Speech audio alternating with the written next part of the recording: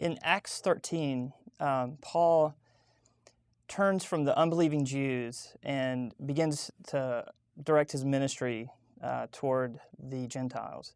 Isn't it a bit harsh that Paul rejects the unbelieving Jews in this way? Well, Dusty, I think the tone that we should hear in Paul's voice when he says we turn to the Gentiles is not really so much harshness as it is profound disappointment.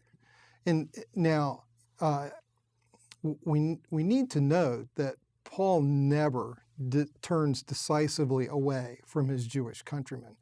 His program continues to be throughout his ministry to go to whatever Jews he can find to talk with first, whether it's Lydia and company alongside the river in Philippi or whether there's a synagogue, he'll go. And what his hope is that his fellow Jews will see what he has come to see, quite to his own surprise, that all their hopes and dreams for being the bearers of God's grace and mercy and justice and holiness to the world has been realized through Messiah Jesus. And he is going to go to the Gentiles with or without them. He always hopes that he can take Jews with him on that mission.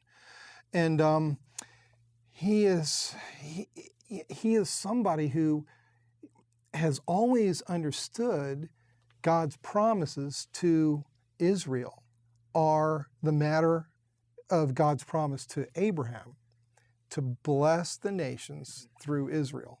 What he thought that was some far-off thing. He certainly wouldn't have thought it would happen through a crucified Messiah.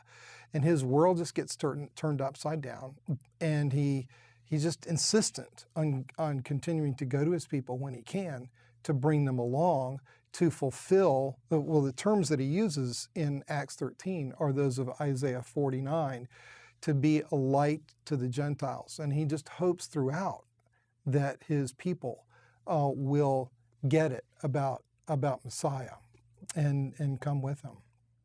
So is it kind of almost like overspeak in such a way, saying like shaking the dust off my clothes to the Jews and turning to the Gentiles as a way of urging his Jewish brothers and sisters to see?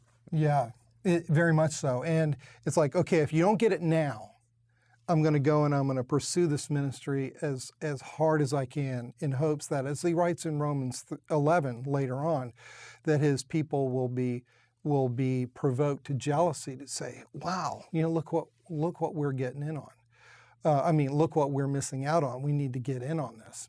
And, folks like myself who are from a Gentile background really need to take a hard look at Paul and recognize that the impatience that Westerners eventually developed about Jews not getting it about the gospel and the whole history of anti-Judaism, anti-Semitism, pogroms and violence against Jews and shunning, who has no basis in the New Testament at all, and especially in this one who said, I would just as soon be cut off for my people, and never wrote them off, and never wrote or spoke harshly, even when he was writing and speaking with great, profound disappointment. But it was always a disappointment that was tinged with the, "O Lord, have mercy on me, and have mercy on my countrymen."